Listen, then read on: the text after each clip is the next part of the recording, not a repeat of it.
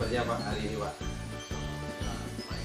Ya, jadi hari ini Pak saya dalam tugas modul 3.1 itu ada mewawancarai pimpinan atau kepala sekolah. Jadi di modul 3.1 ini adalah pengambilan keputusan berbasis nilai-nilai kebajikan sebagai pemimpin. Jadi di sini saya akan mewawancarai Bapak selaku kepala sekolah atau pimpinan saya. Jadi ada beberapa pertanyaan nanti yang saya ajukan. Jadi dalam sesi wawancara ini pertanyaan pertama nih Pak, selama ini ya, bagaimana Bapak dapat mengidentifikasi kasus-kasus yang merupakan dilema etika atau juga moral? Jadi yang ditanya kan mengenai identifikasi kasus-kasus Ya. Jadi yang pertama untuk mengidentifikasi kasus itu dengan cara yaitu melihat secara langsung kasus-kasus tersebut. Nah, setelah tahu kasus-kasus tersebut, kita sejauh mana kasus-kasus tersebut yang bisa kita selesaikan supaya kasus-kasus tersebut tidak berlarut.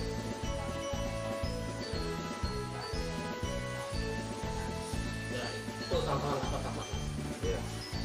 Jadi yang saya tangkap nih Pak, jadi yang pertama itu kan melihat langsung Pak ya. Jadi habis itu kalau sudah tahu yaitu Pak selanjutnya yaitu sejauh mana ya Pak ya. Tidak berlangsung terus. Ya. Baik. Cepat diselesaikan lah. Iya. Dan selanjutnya Pak, selama ini bagaimana Bapak ya menjalankan pengambilan keputusan di sekolah, terutama untuk kasus-kasus di mana ada dua kepentingan yang sama-sama benar Pak, terus atau sama-sama mengandung nilai kebajikan. Baik. Ya selama ini yang langkah-langkah yang saya ambil untuk mengelak kasus tersebut. Nah, setelah tahu persis kasus-kasus tersebut, ya kita mengajak rekan-rekan sama guru yang ada di sekolah ini untuk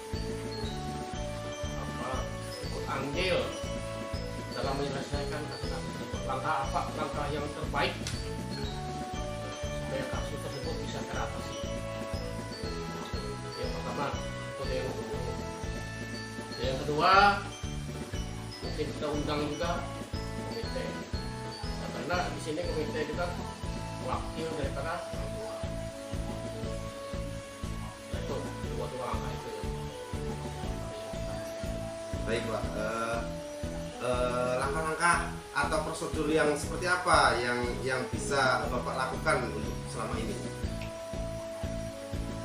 Langkahnya yang pertama, kalau misalnya dengan guru-guru sudah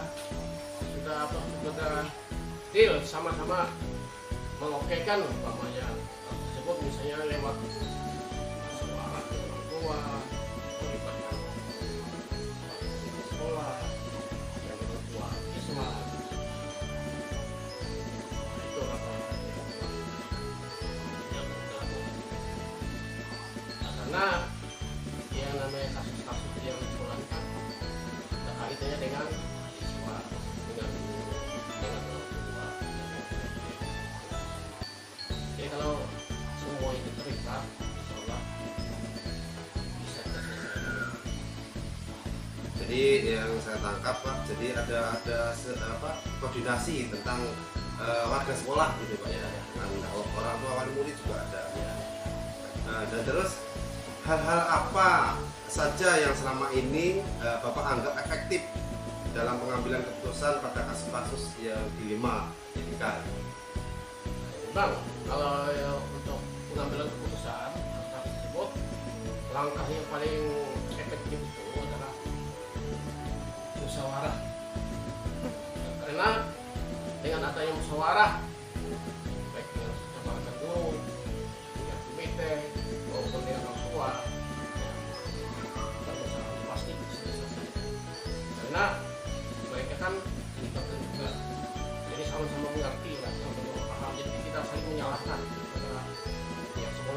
menyalahkan pihak orang tua, pihak orang tua juga menyalahkan pihak sekolahan. Tapi kayak gitu. Itu yang Nah ini seterusnya Pak, hal-hal apa saja yang selama ini merupakan tantangan Pak, tantangan dalam pengambilan keputusan pada kasus-kasus tertentu? nah, kalau masalah tantangan tuh banyak. Nah, kalau kita mau mengambil keputusan, tantangannya misalnya takut nggak disetujui kah, nah, takut tidak direspon kah dari kemarin guru kah dengan pertujuan dengan pemikiran. Nah, itu hanya prasangka aja. Nyatanya selama ini setelah kita lakukan koordinasi, setelah kita lakukan musyawarah, alhamdulillah itu bisa kita selesaikan dengan baik. Nah, itu. Jadi pada intinya langkah yang terbaik, langkah yang efektif itu adalah musyawarah, koordinasi.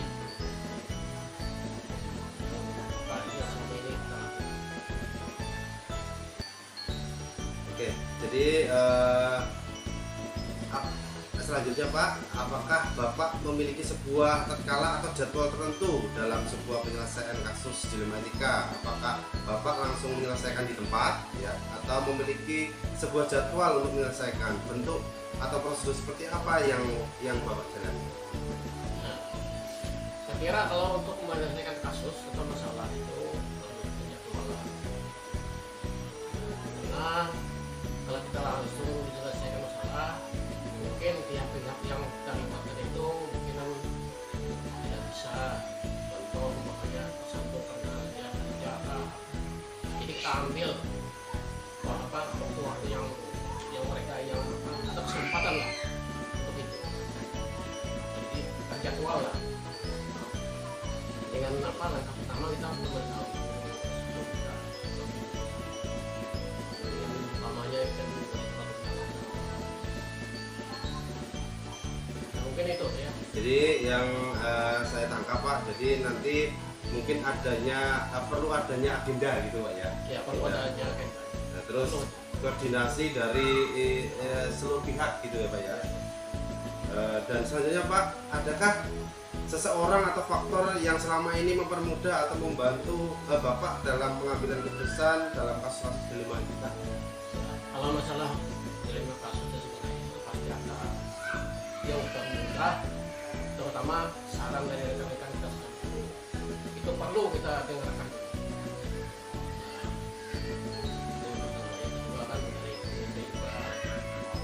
Itu kan waktu dari orang tua.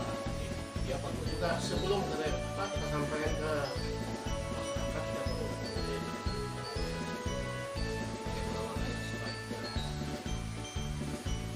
Oke ini Pak, pertanyaan terakhir ya Pak. Dari semua yang telah disampaikan Bapak tadi, pembelajaran apa yang dapat Bapak petik ya dari pengalaman Bapak untuk mengambil keputusan dilema etika? Ya, langkah yang paling efektif, yang paling baik menurut saya selama ini, ya pada intinya selama kita itu koordinasi dengan teman di sekolahan, dengan komitenya, dengan orang tuanya, pasti itu bisa berjalan lancar. Jadi pada intinya itu koordinasi, musyawarah. Jadi mereka bisa mengerti kesulitan kita di sekolahnya apa. Nah, tidak timbul praduga yang macam-macam. Nah, yang timbul praduga yang macam-macam itu akibat apa? Kita tidak koordinasi dengan orang tua.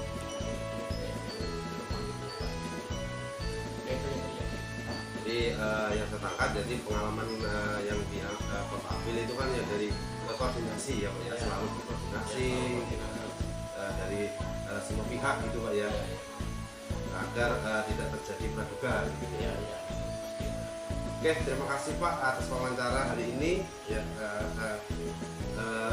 Bapak bisa melanjutkan kegiatan selanjutnya.